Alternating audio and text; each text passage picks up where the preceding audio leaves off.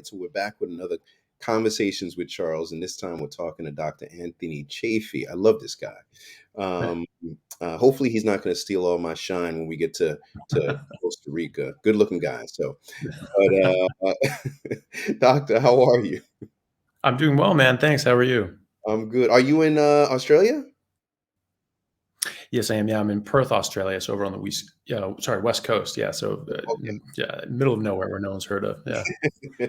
Well, I'm glad to have got to get you on the line. I know we've been going back and forth, and I just been crazy with between. I know you've been busy, I've been busy, but I said, yeah, let me reach out to him right now. What time is it over there?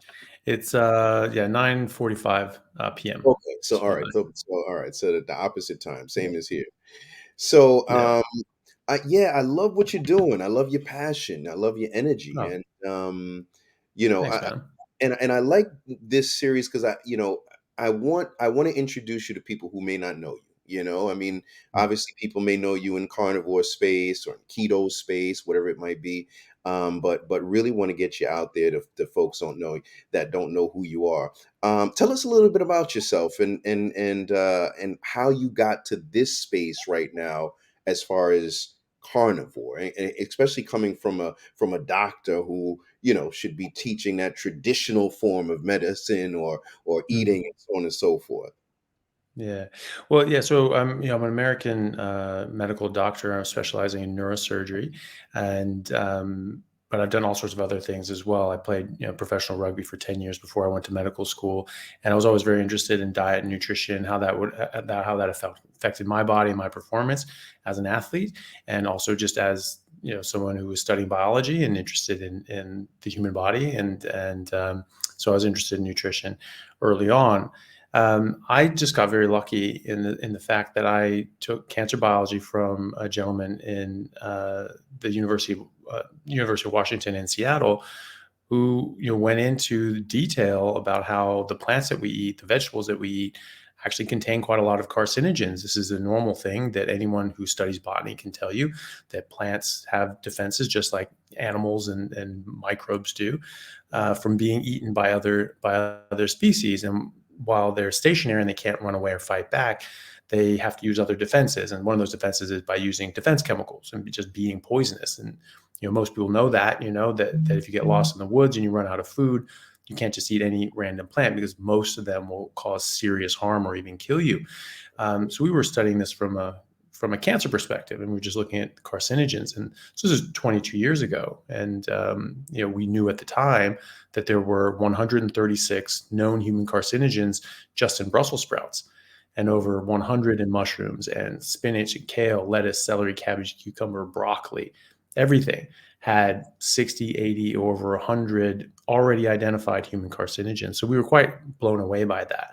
And as I think most people would be, because we're just told these are the best things for us to eat. They're the healthiest things for us to eat. And this is just showing this is actually hard scientific fact that, no, they are actually harmful to us. And I Mhm. remember thinking in my head, I was like, well, but vegetables are still good for you though, right? Yeah. And he just looked at us. He must have just read our minds, because he just said, I don't eat salad. Wow. I don't eat vegetables. Yeah. I don't let my kids eat vegetables. Wow. Plants are trying to kill you.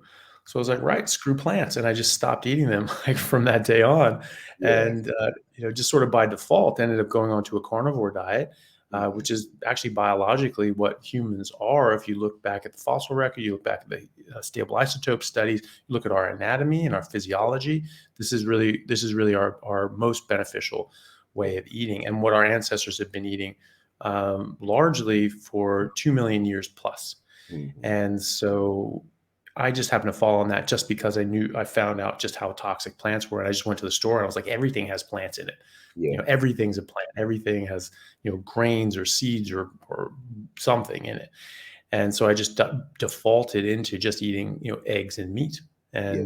and some dairy, just Mhm. because I was avoiding plants. Mhm. And I did that for a number of years when I was, in college and playing professional rugby and, playing in England and all over North America and Canada. We played in the Canadian Premiership. We played in the top leagues in America, and I just felt amazing. I've never felt better in my entire life, and my athletic performance just went to a whole other level, and I eventually sort of slipped off of it because I didn't realize just how significant what I was doing was, and but I was always very meat centric, Mhm. and then several years ago, sort of 5 6 years ago, I sort of hadn't came across some things that were saying like, no, no, actually humans actually are carnivores. That's actually the kind of animal we are, and that's what I was doing. That's why I felt so great, was because I was actually living as a carnivore. I was actually eating our biologically appropriate diet, and so everything just sort of clicked into place there. I was a doctor at this time. I was taking some time off from my residency in order to help my parents through a health issue health emergency that was happening, Mhm. and so I actually had some time to just really just dig into the research and say, okay, what do we know? What can we prove? What do we still need to find out? Mhm. And so I was able to do just a deep dive into the literature and the research. And when I started looking at medicine from that perspective, that humans are animals and the kind of animal we are is a carnivore, and we're not eating as such, Mhm. then things just started clicking into place. Diseases, diabetes, heart disease, even cancer, all of these things increased dramatically when we overhauled our diet. Why is that? That shouldn't have happened if that's a purely genetic issue. So obviously there's an environmental factor there, and I think it's diet, and I think that the science really shows that it's diet.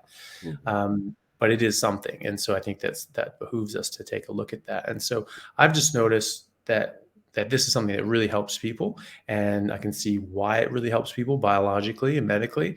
And so it's just something that I feel very passionate about, trying to get that information out there, because people can really just absolutely just turn around their health and just reverse these diseases and actually get healthy again and get off medication, get healthy, lose weight, put Mhm. on muscle, and not die young and suffer while we're doing it. And that's really important to me. You know, I'm carnivore, obviously now, but it still racks my brain that salad isn't good. It's like, come on now, some spinach, some Yeah. kale, I mean, where did this even come from? Where we thought that salad was, so good for us. I'm lost with that, you know? Yeah. Well, it is going far back. It really came from trying to promote the agricultural workers and things like that in America and elsewhere. Trying to there was a lot of different sort of even going back to FDR, trying to promote actually increase the prices of different plant products and grains and things like that, as they thought this would help the agricultural worker, because like 70% of people worked in agricultural fields. So they saw, oh, if we push these things and get more people to buy them and push up the prices, they'll be beneficial. And so that has its origins in there as well. And even further back, there's like the Seventh Day Adventists and other religious Puritarian sort of groups in the early 1800s, even before the Seventh Day Adventists. I actually saw people that were, they said that it was like, oh, people can get very lustful and passionate if they eat a lot of meat, and so this would be, obviously that's one of the seven deadly sins. And so if you eat a lot of plants, you don't eat a lot of meat, you shun meat, this actually suppresses those lustful feelings. They didn't think of it as suppression and suppressing our hormones and actually being unhealthy, and thereby our body wasn't actually, in giving us impulses to procreate because we weren't healthy enough to procreate. Mhm. They just thought, oh, lust is bad, let's do things that make that go away, and they thought that was good. um, so there's origins there, but the main reason, I mean, normally people would just eat plants because they had to. Mhm. I mean, fatty meat especially was called rich food. That was because the rich people could afford it. Mhm. And until the 20th century, people who were more wealthy actually had less disease, lived much longer than other people. And I think that's almost certainly to do with the fact that they had near unlimited access to fatty meat, and other people really didn't, and they had to eat a lot of other plant-based crops. And it was long before sugar even, Mhm. and they just weren't able. And obviously, working in a coal mine without a mask, it's obviously not going to help too. But so there are other things as well. But I think that was a major one. The real reason things really started getting pushed to say that, vegetables aren't just there as a filler, but like they're really, really good for you, really came from the vilification of cholesterol and saturated fat, and ergo meat, because these contain fat and saturated fat and cholesterol. So that goes back sort of the 50s and 60s, when the sugar companies were trying to vilify cholesterol in order to replace it with sugar. And they said, oh, well, if cholesterol is bad and saturated fat is bad, you need those calories. So why don't you replace them with sugar? Because this is an empty calorie. It's just, it's neutral. It's not going to harm you. And you need those calories. That was their pitch. And of course, that's wrong. I mean, this causes metabolic disease, causes all sorts of horrible things to happen to your body. But they unfortunately won that argument because they paid for it. They actually paid off. I think it's like 3 Harvard professors and several other professors like Ansel Keys. They paid them to falsify data and publish fraudulent studies to make it appear as if cholesterol was causing heart disease when it was really sugar, and then to exonerate sugar and say that it was safe and an empty calorie. Oh, it's just neutral. And then one of those professors was actually named head of the USDA, and then he authored and penned and published the 1977 USDA declaration that cholesterol causes heart disease, saturated fat increases cholesterol, stop eating both. And, this isn't supposition. This isn't a baseless accusation. We actually have the internal memos and documents from the sugar companies at the time detailing what they did, talking about how they were paying these guys off. We have their contracts. We know what they got paid. They got paid $6,500, which is the equivalent of $50,000 now. I mean, that was what their souls were worth. I don't even think that. Yeah. I don't even think that amounts to 30 ounces, pieces of silver. They sold out the health of humanity, for a pittance, and we have hard evidence of that. This isn't a guess. This is not like, oh, we have this study and then 5 people did this and 10 people did. No. This is a matter of record. This is a historical fact. And so when they vilified saturated fat and cholesterol, that really changed the game, because now this is the first time USDA ever said don't eat something, as opposed to try to eat enough of things, because before that it was malnutrition. People were not getting enough, and they were getting hurt because of that. So they say, hey, get enough of these vitamins, get enough of this, get enough of that. And now they're saying don't eat that.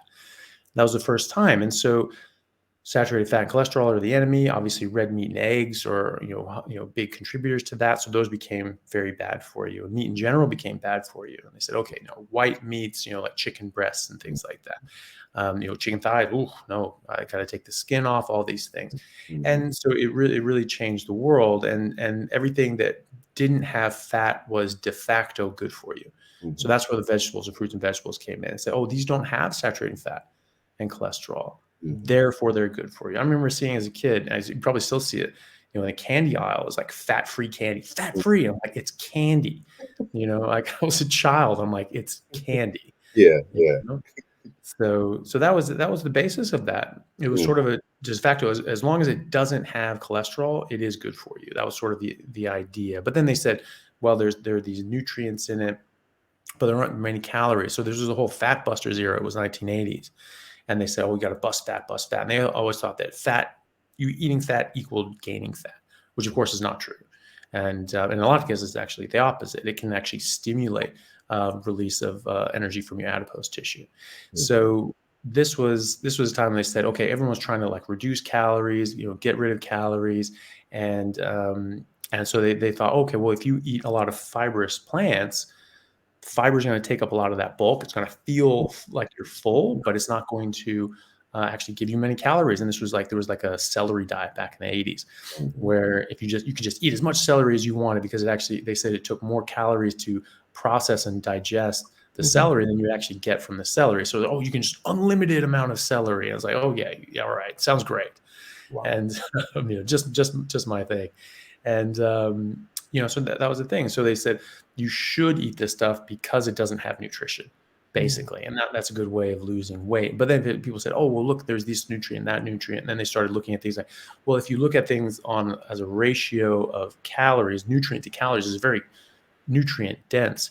If you look at it any other way, though, it's very nutrient poor. We don't really get much nutrients out of these things. and there's certainly not much bioavailability to those nutrients. But that was it. That was sort of the start, was in those processes, and specifically in the vilification of meat and saturated fat, and then it's just a slow drip process to now where everyone's saying that we're like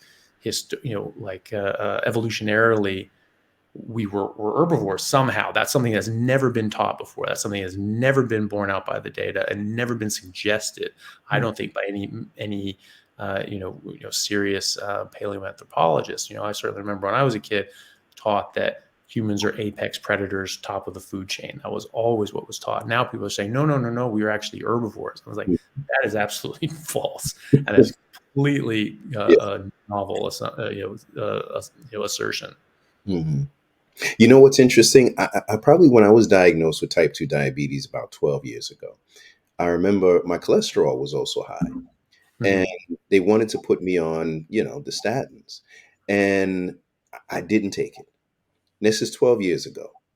And I've always, up until recently, when I really started to learn about carnivore and really get the knowledge that I needed, when I tell you, Anthony, I've taken every heart test that you can imagine 3 or 4 times. I even had one of the cardiologists say, "I don't know why we keep seeing you," and I'm like, "I got insurance. I'm coming back here all the time." So I took the last one recently, and Dr. Ovadia actually lives maybe about Oh, 35 minutes from me. So oh, he's nice. my official cardiologist. He doesn't know it yet, but Yeah. I took my CAC twice, and both are zero. And Nice. you're talking about, and I just took another one that, I mean, everything that you can imagine, and now we understand the role that cholesterol, that it doesn't per se play a role in heart disease and so on and so forth. And it's just astonishing that information has been out there and keeping us in fear. What do you think about that? Well, it's as far as, yeah, I mean, we're very beholden to that idea that cholesterol causes heart disease, and it's something when I talk to people about about going carnivore, and they're like, it's always, what about your cholesterol? Well, they even ask me, what's my cholesterol? And my answer is like, I don't care, because cholesterol was never a problem. Yeah. It wasn't. We have hard evidence of that this was a fraud, and in fact, those original studies actually showed with their own evidence, show that there wasn't even a correlation. So no correlation whatsoever between cholesterol and heart disease. And then other things like the Framingham study was actually misrepresented. The Framingham study showed that more cholesterol equaled better health. Yeah. Yep. Yep. And then that was misrepresented 2 years later by the American Heart Association. They found, oh, look, the Framingham study, showed that, more cholesterol equals poor health. And it's just like, no, that's not what it said. But that's what I was taught in medical school. Wow. That's how long lasting that is. So in 2009, 2010, I was being taught that the Framingham study, that's now 30 years old at this point, something like that, that those same misrepresented figures from the American Heart Association were the correct ones. And it's just like, how is this not corrected by that? How is this not called out? How did the people from Framingham just say, no, that's wrong? Mhm. you know but it has this enduring power that just seems to just keep taking over. However, a lot of people are coming around to it. Obviously, I've come around to it, but there's a ton of studies. There's a ton of doctors putting out research and meta-analyses and actually looking at these numbers in much better ways. Dr. C. Malhotra in the UK, who I've spoken to before, and we actually were co-panelists on a debate on cholesterol. Basically, we were arguing, hey, look, we got it wrong here. Mhm. And so they're showing now that there isn't even a correlation Wow. between with the today's statistics Yeah. and today's studies. So there isn't even a correlation between increased saturated fat and increased LDL cholesterol. In fact, there's inverse relationships Mhm. between those. So you get with stroke and heart disease. So in fact, the more saturated fat you're eating, the higher LDL cholesterol, the less heart attacks you're having, the less strokes you're having. So the better health you're in. So it is coming around. I think we're actually are starting to sort of turn a corner, because even more and more I talk to doctors, especially like older doctors, I sort of mentioned this and be like, yeah, I never bought that in the first place. That Mhm, never made sense. mhm, Our body's made out of cholesterol. Our brain is made out of cholesterol. Why the hell would it be bad for us? mhm, And so, thankfully that's starting to come around. But it's one of those ones just has this, great weight of inertia that is just going to be around for a while. And we just have to, keep fighting it and keep getting, just everyday people knowing about this and then educating their doctors, and then more doctors, seeing shows like yours and coming across more data and research and being influenced by other doctors speaking out so that they can go, okay, well, what are these studies that they're looking at? And I've spoken to many people where they're like, well, how is that possible? And I just show them all these studies and they go, damn it. Okay. yeah, All right. That's starting to make sense. And so I think we will get there. And I think it's very positive, the direction that we're going. It's becoming more mhm. well known. It's amazing how you can grow in your knowledge of health. I feel like years ago I was a baby, and now I'm kind of mature and still growing, of course, and now looking at carnivore, and it goes against at times everything that we think is right, right? Like I see Bella eat raw butter, and I'm like, Yeah. Yeah. butter, I mean, how do you do that? It can't be good for you. No. Um, is that good for you? I mean, is that okay or I eat butter now too, which is wow? crazy because like I remember we used to catch my mom sometimes. 'Cause my mom never bought that Mm, whole line either. She lived through it and she was just like, that doesn't make sense to me. Her grandparents, her parents, and grandparents and great grandparents, they ate eggs and bacon with mm, butter every day. They all mm, lived to be in their late 90s or over 100, and lived at home the whole time. They never went to nursing homes. They always had full faculties in their old age, and so she just never really bought it. My dad did. We went full Pritikin, just absolutely no fat, um, and then but we would catch my mom sometimes just like she'd be putting butter on something and she'd just pick up a slice and just like eat it, and she wouldn't know we were there. We're like, Mom, what are you doing? She's like, like freak her out. And now, like, I find myself, I remember when I first moved to Australia, they actually they've really taken that whole fat is bad for you to heart, and actually they've bred the cattle to be much more lean, and which makes sense. If you believe that fat is bad for you, yeah, you really really should do what you can to avoid it. And so I think they made the right, they had the right mindset for that. Unfortunately, they just had bad advice. But because this stuff is so lean, like I find that I add butter to my steaks a lot. And yeah, so like I was cutting up some butter and putting it on, someone was just stuck on the knife and I was just like, oh, do I scrape it off or I'll just eat it. I just scraped it off and ate it. And I went, oh my God, that's amazing. It just yeah, tasted like ice cream. I mean, it was yeah, just, I yeah, was like, oh yeah, my God, that is so good. And I just started like eating like pieces of the butter, and it was like this guilty, like pleasure. I said to yeah. my mom, like, Mom, like, butter's actually really good. She's like, I know, it's amazing. Wow, Like, and just think of it I've as seen all that being with cheap. Bella too. I mean, I'm gonna try it. Yeah.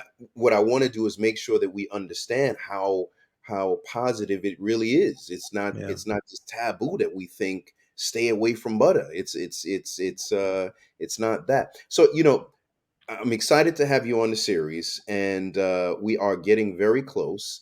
The thing is, we're waiting for some of our sponsors, and the thing is when you have a yes today, that you might not see a check for 3 4 weeks, because it just is a process with everything. So we are, and November, end of November is or November is end of rainy season, so we want to get Mm, past that.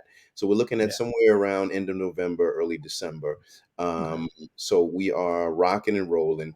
I've been busy finishing off another film, a docu-series that I'm working on called Nice. Our Bodies, Our Temple. And what I'm really excited about this is to be able to get this information. So I think the thing is what scared me, and I'm sure a lot of people about carnivore when they first heard it, is that they were getting bits and pieces of information, right? They didn't get the full understanding about it. And I think that this series allows us to have some of the best. I mean, we've got the best of the best on this series coming together for a couple of days to go from A to Z to understand. I mean, because what you just shared right there, if somebody were to hear this who didn't understand or didn't know, they would be blown away. And I'm sure Mhm. we're just touching the surface. So to be able to do this for a few days and have this, cohesive information brought together, I think is going to be tremendous for the carnivore space Yeah. and just overall health space, because we know,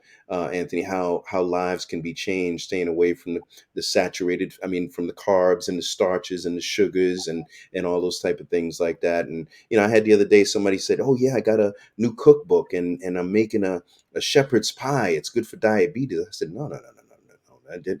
No, shepherd's pie is not good for diabetes." It's like a CDC book or an ADA book, and I'm like, we got to literally throw out everything we thought and change this game. And so what type of passion does it give you right now to be able to spread this message? Because you're all over the place. You've got podcasts. You're doing some great things online and always being seen.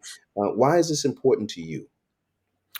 Well, I think that it's I think it's probably one of the more important things, just out there, because I mean these recommendations, these false recommendations, have disseminated around the world, and as a result, the obesity rates have tripled, heart disease tripled, stroke rates tripled, cancer rates have tripled, type 2 diabetes, autoimmune disorders, Alzheimer's, Parkinson's, even neurodevelopmental delays such as autism. These things have increased exponentially. They almost didn't exist before the 1980s. Now they're the only things we treat.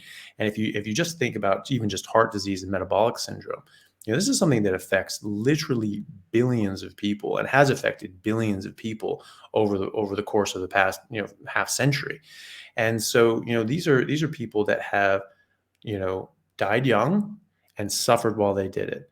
And you're talking about in not just the hundreds of millions, but really you're getting into the billions there of people who have shortened their life and suffered because of these absolutely fraudulent recommendations. Mhm. And I think that is absolutely criminal, but also, just one of the worst issues plaguing humanity at the moment. And I think that, obviously there are a lot of other problems in the world, but I think if we address this one, that will undo so much harm and so much damage and just free up so much money from it for people. Just the sugar company alone makes 1.3 trillion dollars a year, right?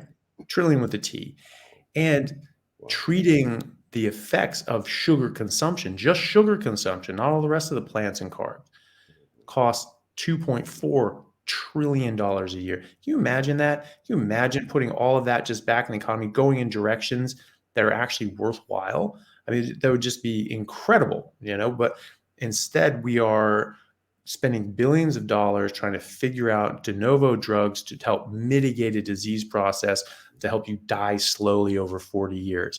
When all you have to do is remove this causative agent and it just goes away, you know? And now you've got billions of dollars and a lot of very smart people using that, pointing that intelligence in an actually useful direction instead of, finding something that helps mitigate a poison instead of just removing the poison. You know what I mean? Like that we're looking at medicine all wrong. We're looking at medicine as like, here's a disease, here's a problem, here's a pill, you Mhm. know? And or all these things are diseases. We'll just call them diseases. And if you have a disease, then you need a treatment for a disease. When in Yeah. fact, these are poisonings. We are being poisoned. This is like, ancient Rome when they had lead poisoning. They had lead in the pipes and they all had low grade lead poisoning. People just thought, oh, that's just how you age. This is just how people live. And then people figured out, no, that's actually not normal. We're not seeing this anywhere else. And they figured it out. They were being poisoned by the pipes. Well, we're in that now. We're in the middle of that. And we think that this is just normal because everyone else is doing it, Mhm. but it's not normal. It's absolutely abnormal. And so instead of just trying to find a pill to Mhm. help slow these processes down, we Yeah. just need to remove the lead pipes Yeah. and then just not have lead poisoning anymore. Yeah, it's unbelievable. I mean, there's so much to talk about. I mean, I think folks are just so reliant and dependent on pills. They just feel like, I have to have this diabetes medication. I have to have this blood pressure medication. I have to have this cholesterol medication, and not take the proper steps to fix the problem. And we know that this problem is everything is based on, honestly, I would say the majority is what we put in our mouth. Yeah. and I've seen that too. So as I said, I had type 2 diabetes.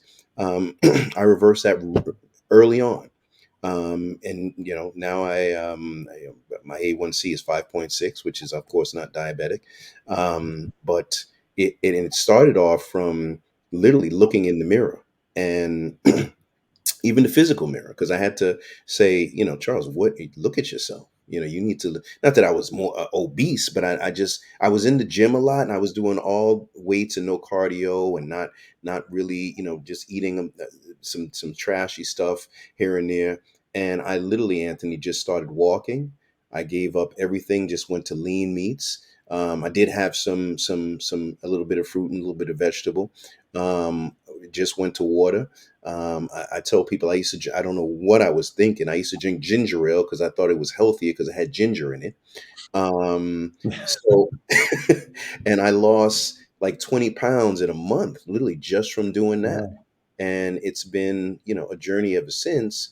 But and a good journey in the sense of that. But I really want to get you guys out there, because I just look at the world and where we're at now, and I'm like, putting together these amazing experts, because you guys should really, between you and Ken and a lot of other, doctors like Dr. Ovadia, Dr. Hampton, and so on and so forth, and I could list them all. You guys should be the rock stars of health. This information should be so known, and everyone should be really leaning on you type of experts for this information. I mean, it baffles me that this message is not as big as it should. So hopefully this series will be able to create that energy and get you guys, out there, in front of millions. Not, the Dr. Oz's and all those type of people, but the real people who have really done that research. So tell everybody where they can find you, and any information where they can contact you. Yeah, sure. Well, thank you very much, and I also certainly hope that it's successful. I think, obviously it's had to start as a grassroots movement, Yeah. because it wasn't going to come from the top down, and I'm just glad that things are getting enough traction that people like yourself and others are saying, hey, we can put this on a show and we can actually help people with this. And I think that's really the next step to get people aware of what's going on. So I appreciate the work that you're doing in that. People can find me. My main thing is I have a YouTube channel and a podcast. Mhm. My YouTube channel is just under my name, Anthony Chaffee, MD, and I have a lot of videos on there where I talk about the carnivore diet, just diet, nutrition, how that affects health and chronic disease, and really just going through the data. I put a lot of the descriptions. I put in a lot of studies and links for that as well, and I also publish those on my podcast as well, which is just aptly named the Plant Free MD, and that's sort of my whole thing, and that's sort of back to my origin story on how I became carnivore. And then I'm pretty active on Instagram as well, just on and then that's the same thing, just Anthony Chaffee MD. And I have like Patreon, things like that, where I do other stuff. The same thing, Anthony Chaffee MD. My main thing would be the YouTube and podcast, Instagram stuff, though. And how did you land in Perth? Yeah, very random. I was, because of my rugby background, I was always interested in Australia and I always wanted to come check it out. I spent a month touring with the, U.S. national team when I was a teenager, all throughout New Zealand. I just loved it, and I Mhm. really wanted to go to, Australia next, and get actually nice weather, because the weather in New Zealand was just miserable. It was so Yeah. cold, just pouring rain the whole time. I think I got pneumonia like so bad. I was like playing and I was starting, and I was just like, well, I'm not giving up my spot. But I was Yeah. literally coughing up like cups of blood, Wow. to the point that doctors actually thought I had TB because I was Wow. coughing up so much blood, but I didn't. It was just very bad pneumonia. Yeah. And, so I was just like, okay, let's do that again, but let's do that in warm weather. Yeah. And so Australia sort of met that. But never really ended up making it down here. Ended up playing professionally in England instead, and then back to the US and so forth. But when I was taking time off, I left my residency program for, to help my folks go through some health issues, which thankfully they're much better now. They're both carnivore now. That's really helped their health and recovery as well. And then I was doing humanitarian work in Bangladesh. So I was volunteering as a doctor in the refugee camps in Bangladesh with the Rohingya refugees that were escaping like actual genocide in Burma. we don't realize that these things are still going on now, but they are. There's about 200,000 people killed by the Burmese government, now called Myanmar, in about a month, and 1 million people fled over into southern Bangladesh Wow. and elsewhere, but mostly southern Bangladesh. Mhm. And then I was a bit of a free agent, and I was like, okay, well, I need to just get back into hospital medicine and finish my residency. And I was just sort of looking around. I was like, hey, do I go back to the States? Do I go to Europe or Australia? And I had just had some friends who were doctors and who I played rugby with, and another guy I played professionally with in England. They Mhm. were all like in Perth, and they were like, it's amazing here. You should Wow. definitely come down. Like, you'd love it. It's perfect weather. There's great rugby. Mhm. Come see it. And I was like, why not? So I Mhm. just came down and checked it out, and it's great. I've been here for 3 years now, Mhm. and I'm really enjoying it. Oh, wow, that's awesome. That's awesome. All Mhm. right. I've got to run. I've got to go do some shooting. Mhm. Um, Thank you. I'll get this up today. And Doc, I look forward to seeing you in a few months here. A few short months here in Costa Rica. Absolutely, I can't wait. Thank you so much, Charles. I really appreciate you having me on. I really appreciate you inviting me on this show. That's a big honor, and I'm Uh, really looking forward to it. Thank you, brother. All right.